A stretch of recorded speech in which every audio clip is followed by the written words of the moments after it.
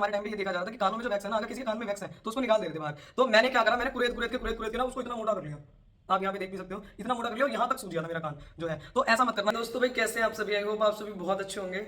बहुत बहुत कॉन्ग्रेचुलेशंस आप सभी को, जिन भी बच्चों ने फिजिकल क्लियर आउट किया है, आप लोगों को बहुत बहुत कॉन्ग्रेचुलेशंस। आप लोगों ने कर दिखाया। बहुत सारे बच्चे बेचारे बहुत परेशान थे। मेरे पास 2-3 लड़कों का मैसेज आया था कि मेरी 26 मिनट आ रही है। एक लड़की थी जिसकी 15.5 मिनट आ रही थी, वो 13.5 मिनट में मार के आई। और ऐसे बहुत सारे तमाम बच्चे हैं जिनकी यहाँ पे टाइमिंग नहीं आ रही थी और वो वहाँ पे करके आए। तो आप लोगों को बहुत बहुत कॉन्ग्रेचुलेशंस, आप लोगों ने कर दिखाया। अब आपके पास एक लास्ट स्टेज बची हुई है, मेडिकल। तो आज की वीडियो में हम मेडिकल के बारे में बात करेंगे कि आपका मेडिकल कैसे होने वाला है, कितनी गहनता से आपका मेडिकल होगा, क्या क्या पार्ट्स आप लोगों के चेक होंगे। मेरा जब मेडिकल हुआ था, मैं अपना पर्सनल एक्सपीरियंस भी शेयर करूंगा, क्योंकि अभी जो लेटेस्ट मेडिकल है वो हमारा ही हुआ था, यूपीएसआई वालों का ही हुआ था। तो हम लोग मेरे ख्याल से ज़्यादा बेटर तरीके से बता सकते हैं कि अभी जो लेटेस्ट उन लोगों की क्या थिंकिंग चल रही है, कैसा वो लोग सोचते हैं।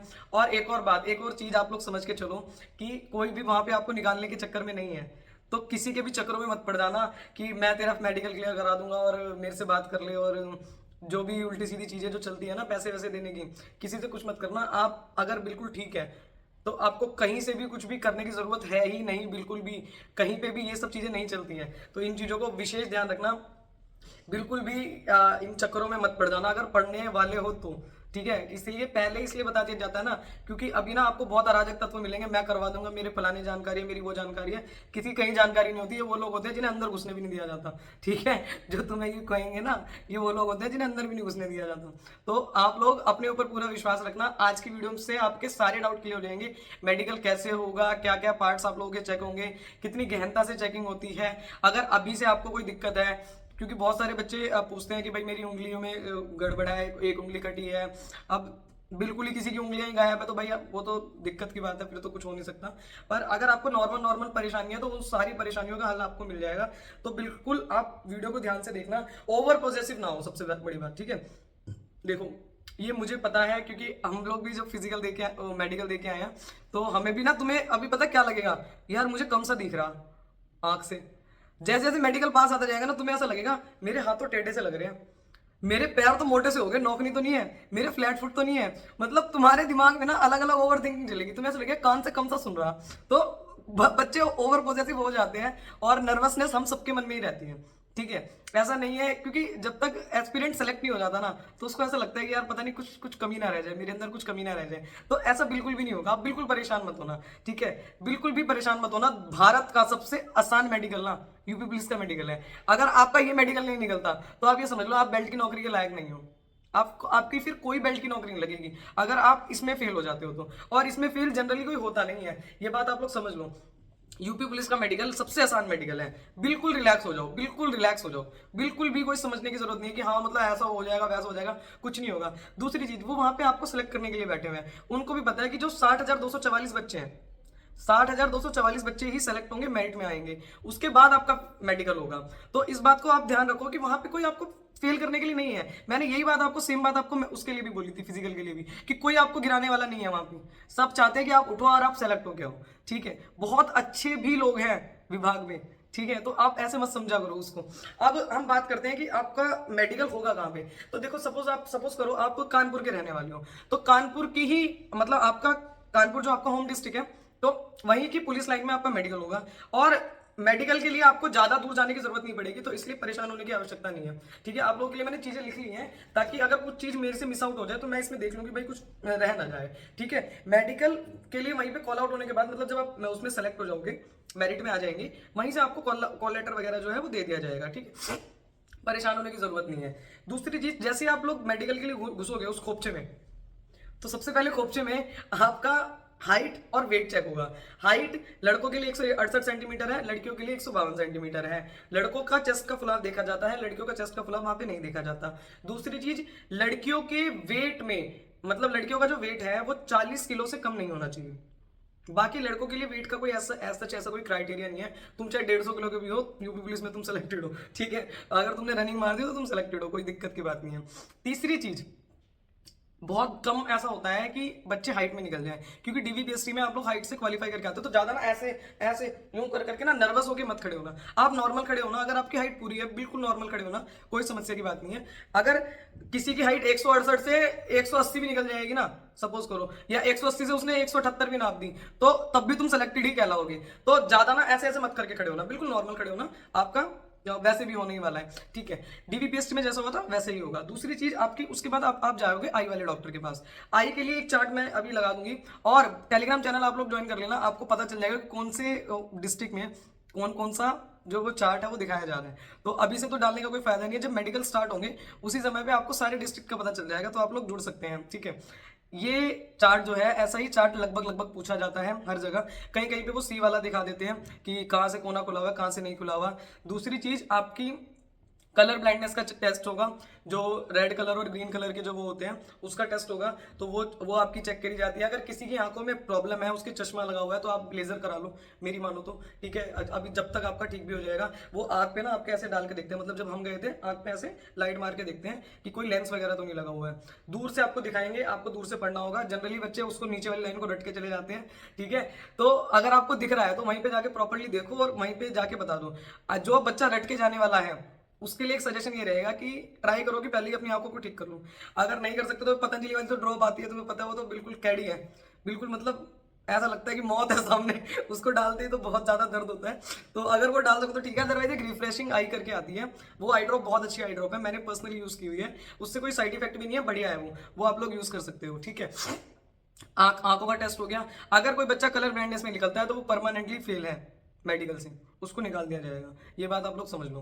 तो अभी अगर किसी की आंखों में कोई समस्या है तो जो आंख वाले डॉक्टर होते हैं ना, जो चश्मे वाले होते हैं, वहां पे जाके आप लोग चेकआउट करवा सकते हो, ठीक है। 10-20 रुपए लेंगे, जो भी उनका नॉमिनल फी होती है वो लेंगे, आपका चेक कर देंगे। उसके बाद हम आते हैं कान वाले पे। अब कान वाले पे मेरे से सबसे बड़ी गलती क्या हुई थी, हमारे टाइम पे ऐसा हो रहा था कि वैक्स कानों में जो वैक्स है, हमारे टाइम पे ये देखा जा रहा था कि कानों में जो वैक्स है ना, अगर किसी के कान में वैक्स है तो उसको निकाल दे रहे थे बाहर। तो मैंने क्या करा, मैंने कुरेद के ना उसको इतना मोटा कर लिया, आप यहाँ पे देख भी सकते हो, इतना मोटा कर लिया, और यहाँ तक सूज गया था मेरा कान जो है। तो ऐसा मत करना, किसी भी ढंग के डॉक्टर के पास जाना, और ऐसे डॉक्टर के पास जाना जो आपको ऐसी दवाई ना दे दे कि बिल्कुल आपका कान बाहर तक, क्योंकि जब वो मैल निकलता है ना, तो किसी किसी की स्किन जो है, मेरी स्किन तो वैसे भी बहुत सेंसिटिव है, तो स्किन जो है बहुत सेंसिटिव होती है, वो सूज जाती है। ऐसा ना हो, रैशिश ना पड़ जाए कहीं आपके। कान नॉर्मली साफ करना, कान में वैक्स नहीं होना चाहिए, आपका पर्दा दिख जाएगा, उन लोगों को लाइट ऐसे मार के देखेंगे और पर्दा दिख जाएगा। दूसरा एक आपके यहाँ पे ऐसे वो मार के ऐसे वो पहनाएंगे, एक वो होती है स्टिंग सी होती है, उसको मार के देखेंगे कि आपको सुन रहा है कि नहीं सुन रहा। तो जनरली सबको सुन रहा होता है, ऐसी कोई दिक्कत नहीं आती। वो बस ये देखते हैं कि सुन पा रहा है या नहीं सुन पा रहा हमारी बात को, इससे ज्यादा कोई मेडिकल में नहीं इसमें देखा जाएगा। कान में डाल के देखेंगे, पर्दा वर्दा तो नहीं फटा हुआ, पता चले खोद खोद के ना उसका पर्दों को साफ कर लो, पर कान से वैक्स जरूर निकाल के जाना, ठीक है। कान साफ जरूर करके जाना, कानों में वैक्स नहीं होना चाहिए, अदरवाइज रीमेडिकल दे देंगे जरा सी बात पे। तो कान के वैक्स पे अगर रीमेडिकल मिले तो बड़ी वो मतलब दुविधा सी रहती है फिर बात तक, जब तक हो नहीं जाता, ठीक है। उसके बाद आप जाएंगे नौकनी वाले के पास, वो आपको खड़े करके आपकी नौकनी देखेंगे। अगर किसी का नौकनी है भी तो पैरों को थोड़ा टाइट सा करके खड़े हो जाना, मतलब तो वो नौकनी नहीं दिखती है, ठीक। और अगर किसी के है तो अभी से नौकनी वाली जो प्रैक्टिस होती है सीधे पैर खड़े करने की, वो करने की वो करो, ठीक हो जाएगी, उसमें कोई दिक्कत नहीं है।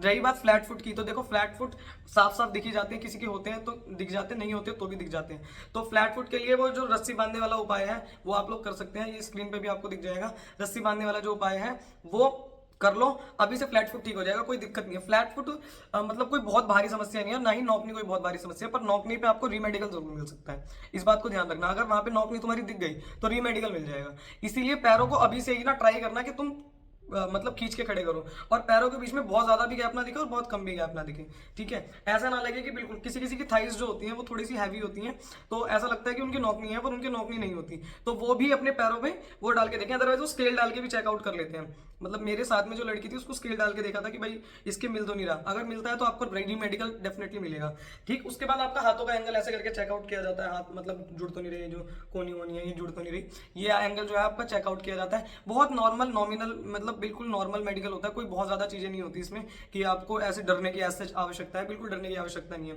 तीसरी चीज, अब देखो सब लोग अडल्ट ही हैं तो मुझे लगता है मुझे बात कर लेनी चाहिए। लड़कों का प्राइवेट पार्ट चेक होता है, लड़कियों का प्राइवेट पार्ट चेक नहीं होता, ठीक है। तो जो भी चीज़ें होती हैं वो आप लोग देख लेना बॉयज़ की।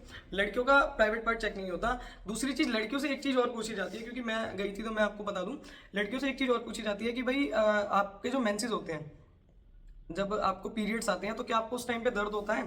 तो लड़कियों को यही बताना है कि मुझे दर्द नहीं होता। मतलब क्योंकि ये चीज़ इसलिए पूछी जा रही है कि जब आप ट्रेनिंग करने जाएंगे तो कहीं आप पता पता चले वहाँ पे गिरी पड़ी हैं। अगर होता भी है तो तुम्हें मना ही करना है कि मुझे नहीं होता, ठीक है। दूसरी चीज़, आइस का एक अपना देख लेना थोड़ा सा। आप प्लीज़ मेरे पास ऐसे कमेंट तो मत करना कि मेरी उंगलियां ही गायब है, मेरे तो 2 ही दांत हैं, तो मैं क्या करूं। मतलब पूछने वाले भी पूछेंगे कि यार वो मानेंगे तो नहीं, पर मतलब ऐसी चीजें पूछना। टैटू को लेके बहुत सारे बच्चों के मन में सवाल, देखो मेरे भी टैटू है। अब किसी ने बिल्कुल यही लिखवाया हुआ है कि डैश मैं तुमसे बहुत प्यार करता हूँ और फलाना ढिमकाना, पूरा हाथ ही भंडा रखा है। तो भैया तुम्हारे राधे। अगर किसी का नाम लिखा हुआ है, नॉर्मल कोई धार्मिक चिन्ह है, तो अलाउड है, कोई दिक्कत की बात नहीं है। अगर किसी ने ऐसे करा हुआ है, पूरा यहाँ तक भर दिया और ये भी हाथ भरा पड़ा है, और तो इन सब के लिए लेजर होता है, करवा लो। बहुत सारी चीजें होती हैं, आप लोगों को बहुत अच्छे से मालूम है, ठीक है। जो लोग ये कराते हैं तो उनको टैटूज बनवाते हैं तो उनको पता होता है कि हटता कैसे। तो ट्राई करना कि हटवा के चले जाओ। अगर ज्यादा बड़ा बड़ा लिखा हुआ है तो, अगर नाम वगैरह लिखा हुआ है तो कोई समस्या की बात नहीं है, वो चीजें मतलब देख ली जाएंगी आपकी। ठीक, यही है इस आज की वीडियो में। अगर किसी को कोई भी समस्या हो रही है तो आप लोग कमेंट सेक्शन में कर सकते हैं, बस प्लीज उल्टे सीधे कमेंट मत करना। अगर किसी की देखो 6 ही उंगली है तो क्या कर सकते हैं, 6 उंगली में तो कोई कुछ नहीं कर सकता, ये तो नेचुरल है। पर अगर किसी की उंगलियां ही कटी हुई हैं तो दिक्कत है। एक बात अच्छे से समझ लो, अब किसी भी शादी ब्याह पार्टी फंक्शन इसमें मत जाना, दोस्तों के साथ गेड़िया मारते मत फिरना, क्योंकि इस समय पे लोग आपका काम बिगाड़ना चाहेंगे। लोग ये चाहेंगे कि फलाने का लड़के का सिलेक्शन हो गया है, सिर्फ मेडिकल रह रहा है, सिर्फ एक चीज बची हुई है बच्चा तुम्हारे पास, तो ट्राई करना कि तुम कहीं पे भी मत जाओ। मेरी हाथ जोड़ के आप लोगों से रिक्वेस्ट है, कहीं पे भी मत जाना। पता चले तीसरी मंजिल से कूद के दिखा रहे हो, देख तेरे भाई का तो फिजिकल क्लियर हो गया और रील बन रही है वहां से ऊपर से, भाई तुम्हारी टांग टूट जाएगी, कोई नहीं तुम्हें पूछेगा। बस मेडिकल तक अपने आप को सेफ रखो, अपने हाथ कान नाक हाथ पैर मेडिकल तक अपने आप को सेफ रख लो। उसके बाद अगर मेडिकल के बाद तुम्हें कुछ हो जाता है ट्रेनिंग के टाइम पे, तो आप लोगों को टाइम दे दिया जाएगा, पर मेडिकल से पहले आप लोगों को बिल्कुल टाइम नहीं दिया जाएगा। इस बात को समझ के चलना। लोग बहुत ज्यादा चाहेंगे कि आपका काम बिगाड़ दें।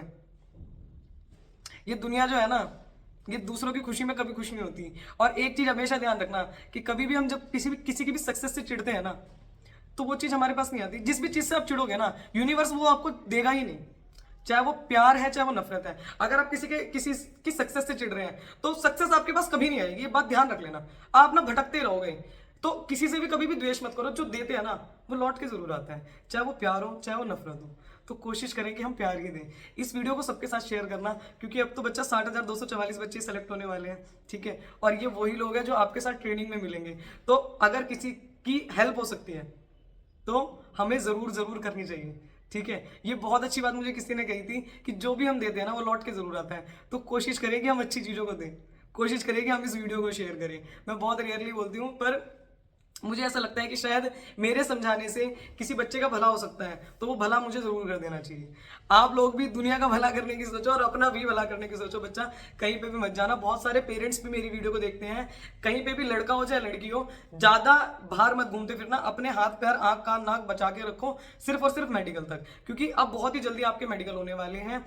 आपके मेडिकल, अब ये समझ लो कि फिजिकल क्लियर होगा और तुरंत आपके मेडिकल हो जाएंगे। तो कोशिश करो कि आप अपने आप को बचा के रखो। कोई भी दिक्कत हो रही है, कोई भी समस्या आ रही है, आप लोग कमेंट सेक्शन में पूछ सकते हैं। आप लोगों को बहुत बहुत कॉन्ग्रेचुलेशन। मुझे बहुत खुशी है कि आप लोग भी बहुत जल्दी से विभाग में आने वाले हैं और वर्दी पहनने वाले हैं। जय हिंद।